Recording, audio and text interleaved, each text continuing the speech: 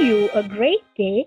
You are here with the open discussion of shaping Motherland against COVID-19. COVID-19 has become the most catastrophic situation that the world community faced during the 21st century.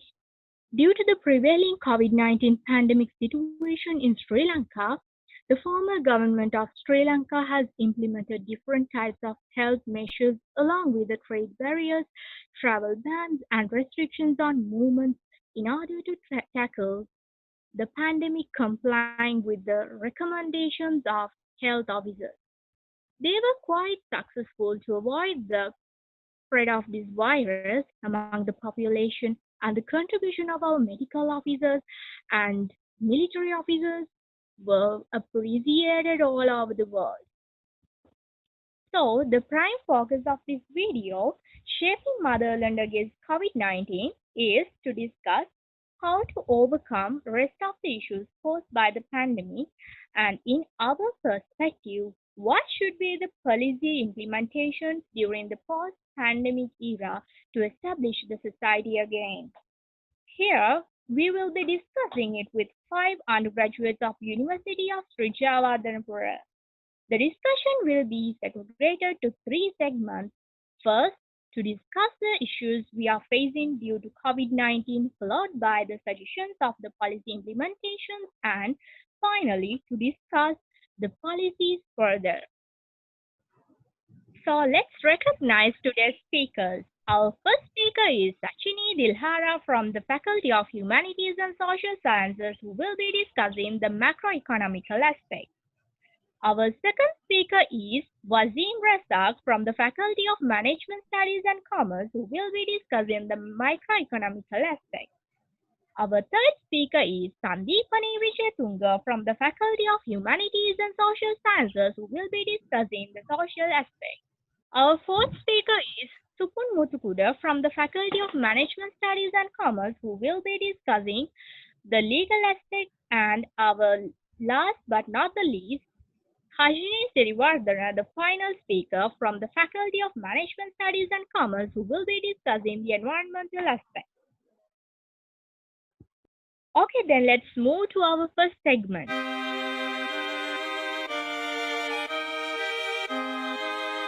First, I would like to ask Sachini, what are the issues you see in the macroeconomical aspect with regard to COVID-19 pandemic situation? The former government of Sri Lanka has implemented good policies such as providing 6-month monitoring period for people who pay for loans and giving healthy interest rates for returning loans. Those policies were the great relief for Sri Lankans. Upholding the responsibility of maintaining the human beings' welfare in good condition, government of Sri Lanka has provided the 5,000 rupees for low-income families and elderly people. But there is a bitter truth that we have to accept, that is, there is a huge impact on national economy of Sri Lanka, especially on macroeconomic components in Sri Lankan economy. Some of the issues that can be occurred in macroeconomy in Sri Lanka: decline growth rate in Sri Lanka as the national production is decreasing because of trade barriers and unemployment. Other issue is higher inflation rate because of the higher prices of owing to tighter supply conditions and supply chain disruptions. The inflation rate has driven to a higher percentage. Another one is declining investments. Most of investors follow evaluative measures to conserve cash, believing in cash is king, and most of 64% of leaders in business world in Sri Lanka now consider cancelling or delaying their planned investments in different companies or products. And other issue is, that is the main issue, unemployment issue in Sri Lanka. So it is like a big macroeconomic issue. Most of employees sit in their houses losing their jobs due to this prevailing COVID-19 period. Certainly, so we will look for the solutions in our second segment. And let's move on to the microeconomic aspect. Waseem? As Sachin described, there are issues for the overall economy and the sectoral microeconomics as well. Our former government implemented many projects to ensure the balance of the microeconomy. Especially, they initiated a project where they purchased the harvest from the farmers, and they acted as an intermediary between the consumers and agents, which really helped the farmers and consumers to get the product. In this, I would like to focus on the three sectors and the prevailing issues. Number one, agricultural sector. Even though the former government undertook many good attempts for the betterment of the agriculture, still many farmers suffered severe losses due to control measures and import-export restrictions. In preparation for future potential food shocks, field level warehousing and cold storage facilities could be established. Other than COVID-19, the agricultural sector is affected due to economic and climate crisis. Number two, industry sector. The coronavirus outbreak has affected major export destinations of Sri Lanka, such as Italy, one of the largest importers of textiles and garments. Furthermore, it can be stated that the raw material held up due to import restriction have led to a major decline in the manufacturing industry. Experts predict a loss of 1.5 billion US dollars between March to September 2020 and is likely to increase if the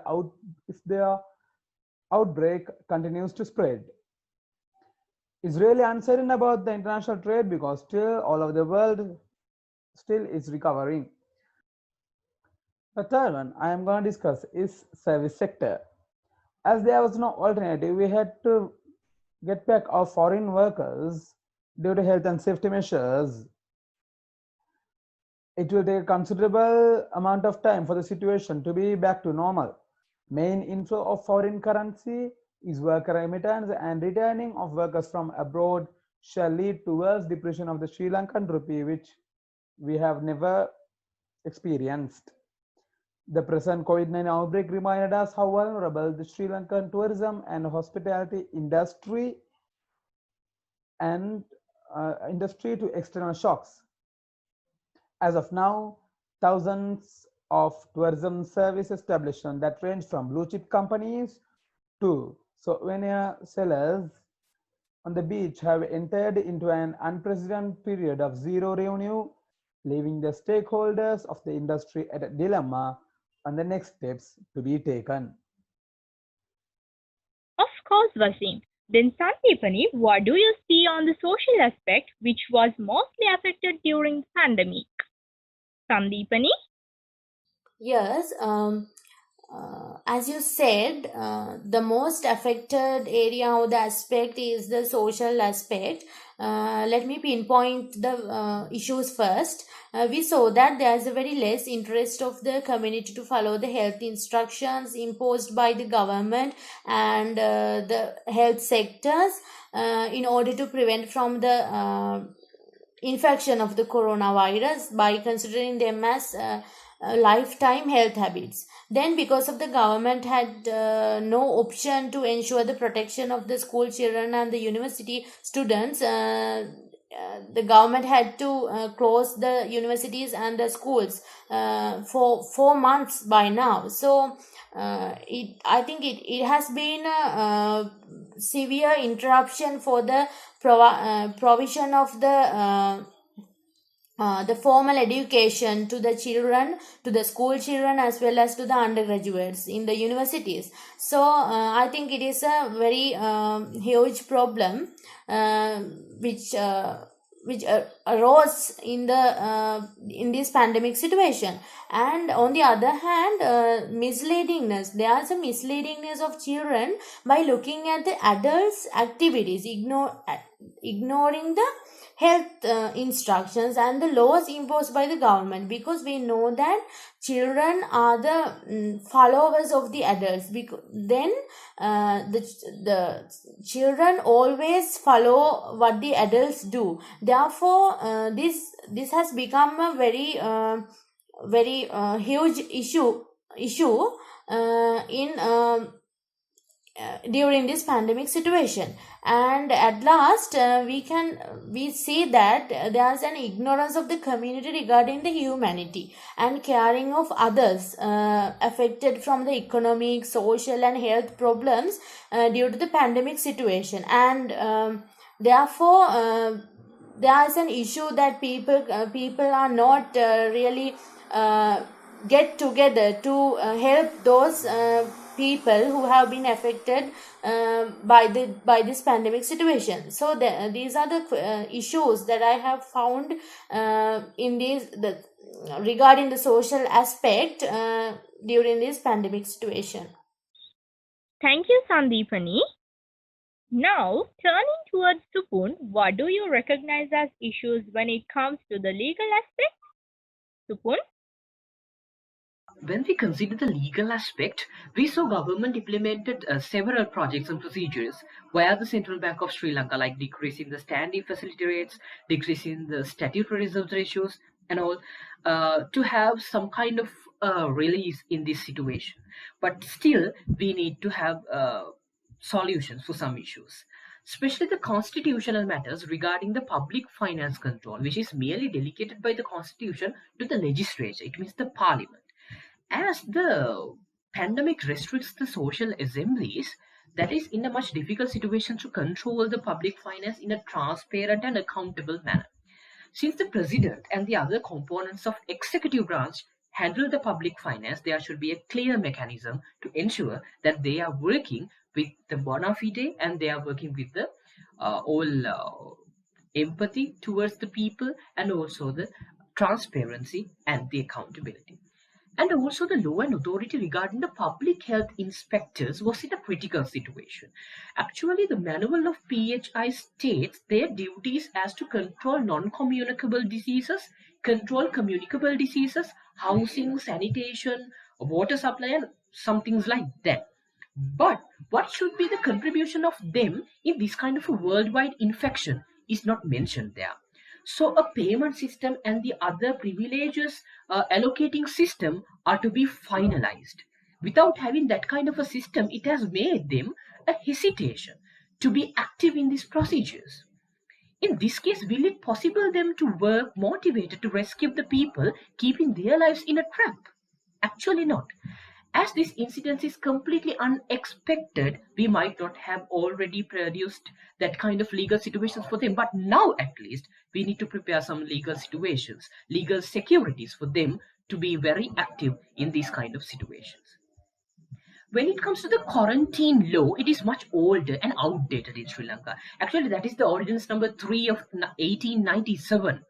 So, and the objective of that was to prevent the introduction of plague and all contagious or infection diseases to Sri Lanka and the spread of such in outside of Sri Lanka. This law does not specifically address a disease like COVID, which is rapidly spread over the globe. And actually, there is no any antibiotic invented for this particular situation. So in that case, there should be a proper law governing these kind of matters. And also we saw that a gem seller from the Hivala area, and very recently a person from which was a drug addicted person, they were trying to override and violate the quarantine law. Actually, the fine or the penalty based on the penal code was only a prosecution up to 6 months and a fine. Actually, this is not sufficient to control this kind of hazardous situation. To control these kind of hazardous situations, we need much legal implementations and policies, I think. Yes, Supun. We will need legal formulations also. Then the most sensitive topic for all is the environmental aspect. Hashini, what are the issues you can see regarding the environment? So I would be touching the environmental aspect of the COVID-19 pandemic. So first of all, I will start off by giving a brief explanation on what this COVID-19 pandemic is. So this coronavirus pandemic was declared as a public health emergency of international concern. And also the first outbreak was identified in Wuhan, China in 2019 December. And after that, it was spread over 188 territories and countries and has recorded over 10 millions of deaths so far. So likewise, when speaking about the coronavirus specific impact on this environmental aspect, it has raised an eye-opening point and reboot our lives. Because the environment has recovered and revived a great deal from the damages caused to it so far. So when speaking about the overall impact of the COVID-19 pandemic on the environment, it is an overall positive impact. And so I would like to break down on this positive impact by using some practical examples. So the first example that I would like to use is the citizens of the northern state of India, Punjab, was striking with awe with the sight of the Himalaya range from the city of Punjab. And this was after 30 whole years due to the reduction and strike down in the air pollution rates, numerically by 44%. And this was all because of the factories were all closed down and there was no vehicle traffic to be found. And also the airlines have cancelled their flights as a response to corona.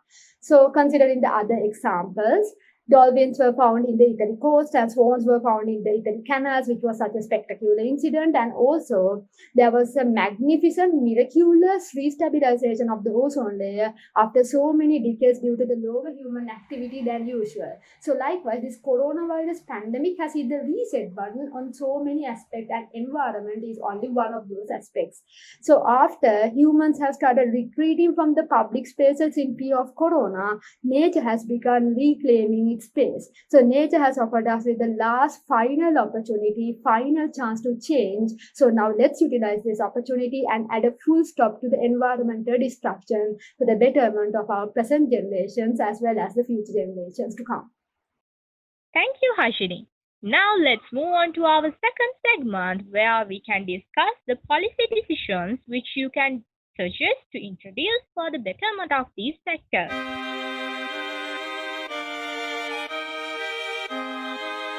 First, we'll ask Sachini. Yes, for the pinpointed issues in macroeconomic aspect, policymakers should concern the following according to my view. The government of Sri Lanka and Central Bank of Sri Lanka should consider these issues and address them, making good and effective policy decisions. According to my view, to increase the national product in Sri Lanka, government should concern on agriculture sector, small and medium enterprises, and new industrial opportunities.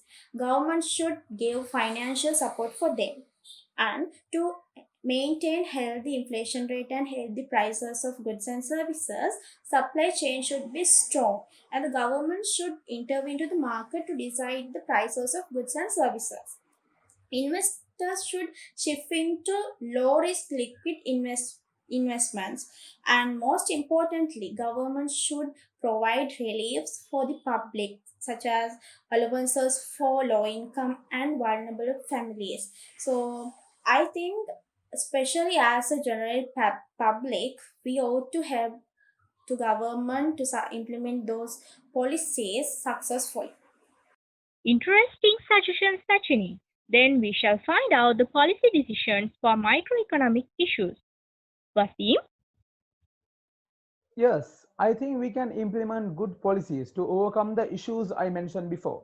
Especially in the long term, a strong export base and sustainable foreign direct investments needs to be ensured, thus leading to inflow of foreign currency and strengthening the Sri Lankan rupee. Also, the policymakers should focus on formulating policies which would encourage the export-oriented businesses by providing a tax-free system for a certain period of time to attract foreign buyers and to generate employment opportunities. Further, local farmers and businesses should be given business relief loans and investments should be well diversified among the sectors to uplift the economy. Thank you, Waseem. Sandeepanie, what are your suggestions on the social aspect?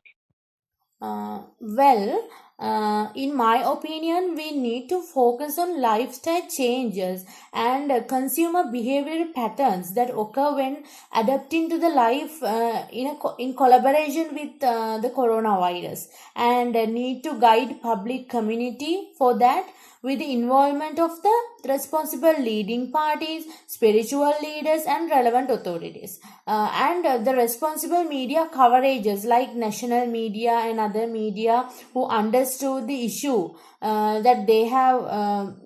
Who understood that there are people who have been affected from the coronavirus. They have started implementing programs to distribute essential provisions, especially among the people who had economic difficulties during the pandemic. So these kind of activities become ideal for the community, for the public community to get together to help people who have affected in their respective areas, in their regions. So as well as the government reacted to the infection very quickly and developed the hospital chain in Sri Lanka to cure the patients, and they built and renovated new hospitals whenever required to have quick recoveries and to maintain the social distancing. So many of the health issues have already been solved because of the steps that have been taken by the government in order to control this pandemic situation. Yes, Sandeepanie. Thank you. Then, Supun, do you have any suggestions for the legal aspect? Yes, Sharadha, I think it's my duty to first appreciate the policies that have been already implemented by the government. Like when it comes to the Central Bank of Sri Lanka, it is going to introduce special deposit accounts to collect foreign finance, foreign currency. So I think it will be a good motion to tackle this situation. But even though those are doing like that, there are situations that we need to solve as well, especially when it comes to the first issue that I mentioned in the first segment, the constitutional errors. It means the public finance control. Actually, what I suggest in here is, if we have a good mechanism to communicate the correct constitutional interpretations to the general public, I think they will be very aware about it. Because we saw during the quarantine period, several politicians tried to interpret the constitution in several ways. So that is really biased. So the general public need to get to know what is the correct interpretation of this. So if there is a good mechanism to do that, I think it will be really beneficial to everyone to make decisions regarding the law and the economy of the country especially. So I think, without merely delegating that particular activity to a one person for the dictatorship of him, if we can set out an independent court or some kind of a mechanism like that via virtual medium or something like that, I think it would be better to manage the situation. It's my personal perspective, but I think if we can do so, it will be a very good situation to tackle that problem regarding the control of public finance. Then when it comes to the PHI's issue, the manual of them and the authority and duties of them need to be updated in the sense of this kind of hazardous situations.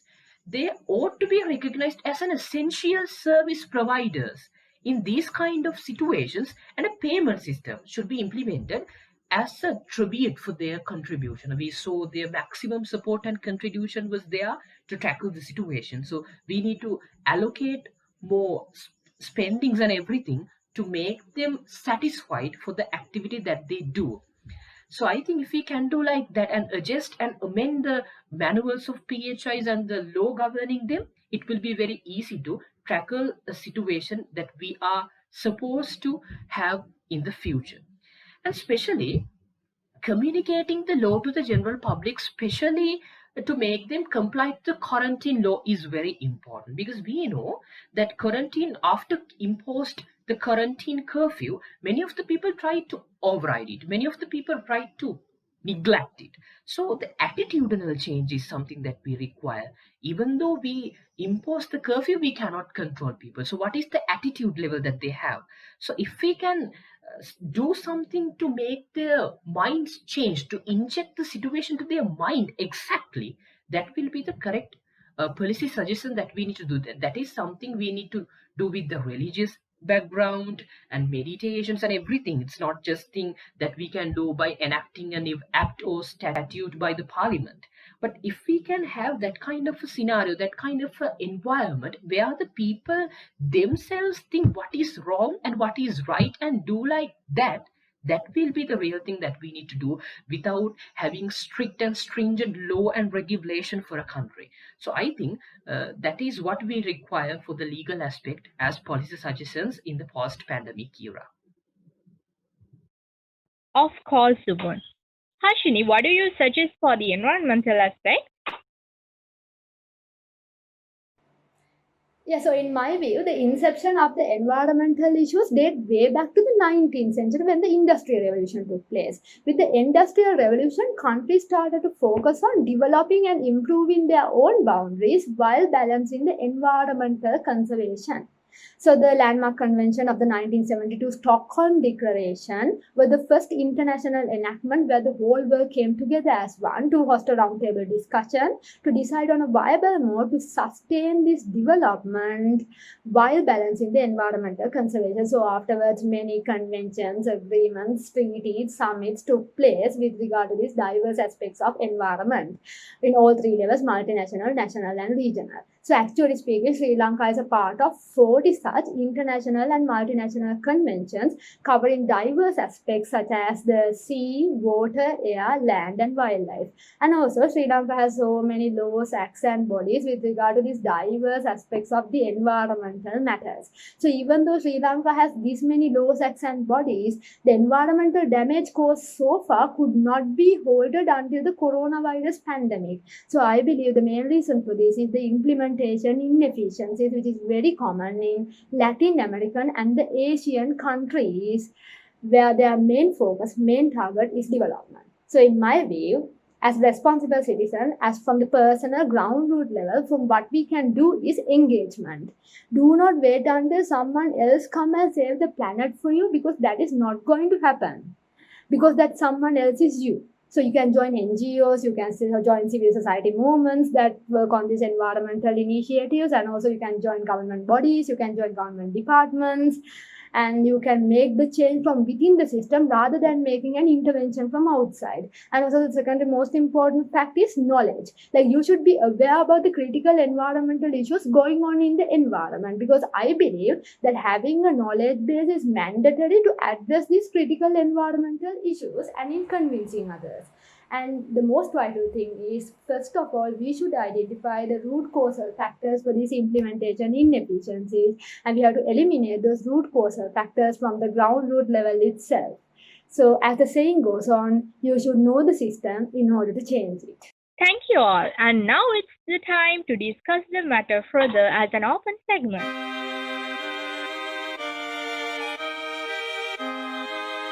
Do you need to clarify the matters further? If so, get this opportunity. Yes, I need to get something clarified by Sandeepanie. What are your suggestions to develop non-formal education, especially among the adults, to solve the issues? Well, Waseem, a good question. I think the most effective way to educate adults non-formally is that encouraging them to practice the health habituals like wearing a face mask and washing hands. Keep 1 meter distance. We call it social distancing, and use hand sanitizers to sanitize the hands, etc. As lifetime habituals, because we need them for a long time ahead. Uh, so we have to use them. We have to practice them as lifetime habituals in each and every occasion in their day-to-day life, like when traveling in the bus, when meeting people, when wandering in public places, likewise. So following these health habits thoroughly and in a strong determination, everyone could prevent from the virus and they can ensure that the life with the coronavirus. That's quite a good concept, Sandeepanie. But Sachini, I cannot totally agree with your explanations on agriculture. Now, a considerable portion of gross domestic product belong to the service sector, and agriculture is limited to a very less extent. And especially technological advancements will be more supportive to those areas than agriculture, as I guess. So how do you rely upon the agricultural sector to solve most of these microeconomical problems that we have? That's a good question, Supun.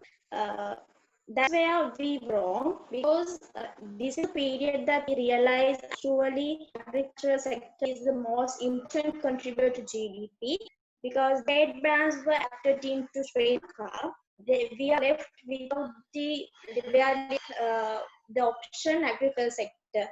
Even the government of Sri Lanka has advised us to plant trees and plant suitable plants and get the harvest from them because there were no enough products to consume to consumers. So how to plant them and get the product from them. So that's where I think that the agriculture sector has birth again. So in earlier also there were no enough services or industrial activities in earlier even in earlier times the agriculture sector uh, took the important place in that period. And when the current government, former government of Sri Lanka has realized that the agricultural activities can be a solution for period. And of course, whether it is poultry farming or dairy farming or chena cultivation, or when the people engage in these activities, they automatically engage in economic activity and they get embedded in them. So they earn some money from them. So unemployment issues is solved automatically. Of course, when we produce enough products or services domestically, so there's a chance to reduce the inflation rate. So it will be in a good condition and healthy inflation rate will be in the country. And of course, high prices of products can be alleviated through the agriculture products. So I think we have to think out of the box and think what can be developed in agriculture sector and how it can be a main contributor to Sri GDP. So that's the solution I guess. A good answer, Sashini. So then I have a doubt about what was prescribed by Waseem. Even though you suggest some changes in interest rates and provision of loans as a solution for these issues, won't it cause many adverse impacts on the economy? Don't you think so? Well, theoretically speaking, providing loans, especially providing interest-free loans to businesses may seem a better solution. But on the other hand, if when business obtain loans, there is a greater inflow of money into the economy, which will increase the aggregate demand in a butterfly effect. And it will finally result in an increase in inflation. So that's a very bad situation to our economy with all this crisis. So the commercial banks should be really effective in their loan providing techniques, and especially what should they do is they should allocate or ration the loans that they are providing for the businesses. So at this after the post-pandemic era, the commercial bank should focus more on providing loans for tourism related businesses because they are the mostly affected businesses because of this issue. So the tourism related businesses should be given more priority and they should be looked out well because there are more advantages from that sector into the economy. Yeah, so even I agree with what you just said, Waseem. And Supun, I have one question to be addressed by you with regard to the legal aspect. So there was this case about a diplomatic agent who refused to undertake a PCR test stating that he had diplomatic privileges. So with regard to the context of Sri Lankan law and international law, what policy actions could be implemented to prevent such incidents from occurring in the future? Yes, Hashini, it was a very crucial incident where the law was overridden. Section 42 of Vienna Summit State clearly states that all diplomatic agents are obliged to both respect and act in accordance with the laws of the receiving country. So the particular legal implementation has already been taken place. Therefore, an internal law need to be prepared or enacted to make them comply with those laws in these kind of high-risk situations like COVID-19 pandemic period. The diplomatic privileges or entitlements and the emergency healthcare situations of the country ought not to be entangled. And especially the political interferences for these kind of sensitive situations are to be completely eliminated. That's good, Supun. Even I have a question to ask Hashim. We all know that the damages according to ozone layer have has been has been uh, repaired by automatically, and as due to there was no industrial activity. So what are the suggestions that you have to continue with this situation? Yeah, so that's a really important question to be addressed, Sachini. So with the COVID-19, nations were compelled to make an initial response to close down their borders and to impose curfew within their boundaries to stop the spread. So as per what I have discussed before, all factories were all closed down and the national production activities were halted, and the health sector was the only sector that was operating at its fullest capacity. So due to these relevant incidents, the harmful gas emissions such as CFCs, nitrogen dioxide, halons, etc. has reduced by a notable amount. So this has resulted in a significant restabilization of the ozone layer. So in order to sustain this restabilization, in my view, as responsible citizens, the personal contribution that we can give is by using refrigerators and air conditioned and aerosol products that do not contain CFCs and HCFCs, and also using substitutes for food containers such as plastic film wraps, bags, and hydrocarbon brown polystyrene, and minimizing the usage of motor vehicles and shifting to the transportation option of cycling and walking. And also, as national regulatory bodies, they also play a major role in pursuing the mission to go green. So in their end, so what they can do is imposing legislations to prohibit the import and manufacturing of ozone depleting substance unless an exemption has been obtained. And also necessary disciplinary action should be taken against the citizens who acquire, possess, and dispose harmful ozone depleting substances and harmful greenhouse gases. So thank you.